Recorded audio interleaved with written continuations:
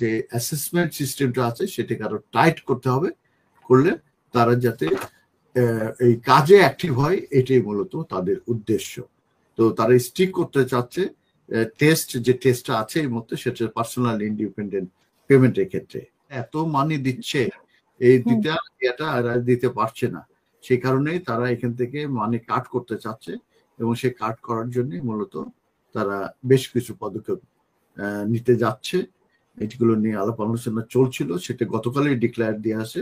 সেগুলো আমি এই যে কিছু কিছু বললাম, যে পার্সোনাল ইন্ডিপেন্ডেন্ট পেমেন্টের ক্ষেত্রে তারা এই যে টেস্টটা আছে, যে মেডিকেল যে অ্যাসেসমেন্ট, সেটাকে তারা করতে যাচ্ছে। তো এবং সেটা যদি কঠিন করে থাকে, তাহলে অসংখ্য লোক কিন্তু তারা এই বেনিফিট থেকে বঞ্চিত হয়ে যাবে, এবং তারা 5 বিলিয়ন পাউন্ড তারা মূলত সেভ করতে পারবে। টরি পার্টি বলছে যে এখন থেকেই 38,700 এই যে মিনিমাম ইনকাম রিকোয়ারমেন্ট থ্রেশহোল্ড, এটা এখন করতে হবে। এটা একটা পরিবর্তনের প্রস্তাব কথা হচ্ছে।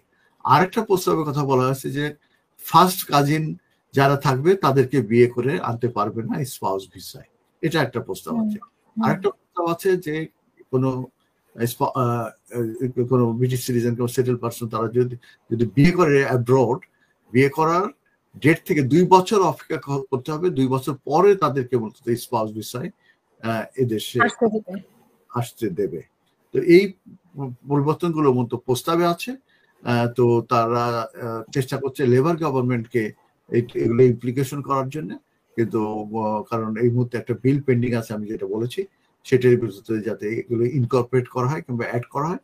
কিন্তু এই ব্যাপারে যদি ভবিষ্যতে কোনো আপডেট থাকে, আবারও আমরা এই অনুষ্ঠানে আপনাদের আলোচনা করব।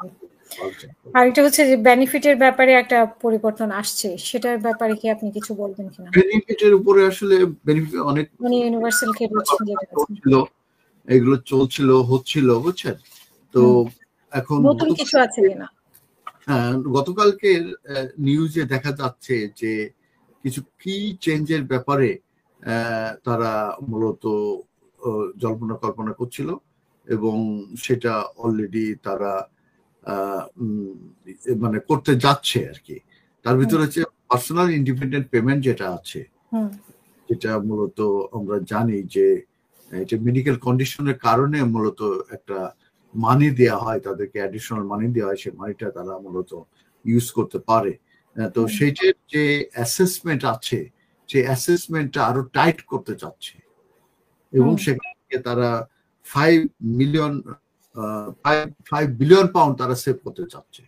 তার মানে অ্যাসেসমেন্টটা কঠিন করতে চাচ্ছে। অ্যাসেসমেন্ট কঠিন করলে দেখা যায় যে অনেকেই এই বাদ পড়ে যাবে, এবং তাদের টার্গেট যেটা, যে তাদেরকে অবশ্যই কাট করতে হবে এইসব যেসব বেনিফিটে যারা আছে, এবং কাট করতে হবে, এবং সেটা করতে গেলে যে অ্যাসেসমেন্ট সিস্টেমটা আছে সেটাকে আরো টাইট করতে হবে, করলে তারা যাতে এই কাজে অ্যাক্টিভ হয়, এটাই মূলত তাদের উদ্দেশ্য। তো তারা স্টিক করতে চাচ্ছে যে টেস্টটা আছে এর মধ্যে, সেটা পার্সোনাল ইন্ডিপেন্ডেন্ট পেমেন্টের ক্ষেত্রে। তারপরে তারা সেক্ষেত্রে তারা উইল নট ফেস রিঅ্যাসেসমেন্ট।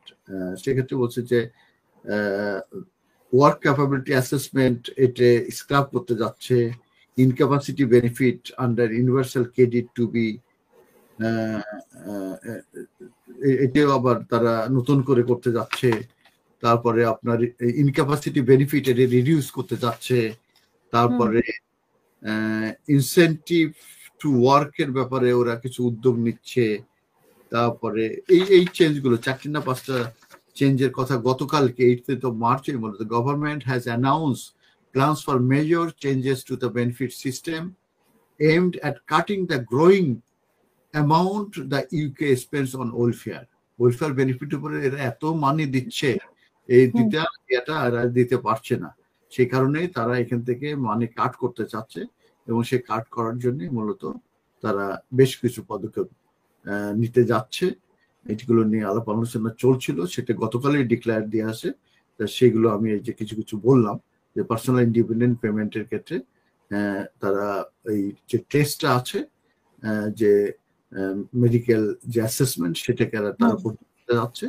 তো এবং সেটা যদি কঠিন করে থাকে তাহলে অসংখ্য লোক কিন্তু তারা এই বেনিফিট থেকে বঞ্চিত হয়ে যাবে এবং তারা 5 বিলিয়ন পাউন্ড তারা মূলত সেভ করতে পারবে। অসংখ্য ধন্যবাদ। আমার মনে হয় আজকে আমরা এনাফ আপডেট পেলাম। আমরা নেক্সট উইকে আবারও বসবো। সে পর্যন্ত আপনাকে বিদায় দেব। আর কিছু বলার আছে কিনা আপনার আমাদের দর্শকদের উদ্দেশ্যে? আপনারা অনুষ্ঠান দেখতে থাকবেন, আমরা রেগুলার আসবো এবং আপনাদেরকে আপডেট দেব এবং আপনারা ইনবক্স করতে পারবেন আপনাদের যদি কোনো কোশ্চেন থাকে এবং জয়েন করে প্রশ্ন করতে পারবেন। আমি লিংক দিলেও সেটাও করা যাবে, কোনো অসুবিধা নেই। তো আমরা নিয়মিত আসবো। ধন্যবাদ আজকে যারা অনুষ্ঠানটা দেখলেন।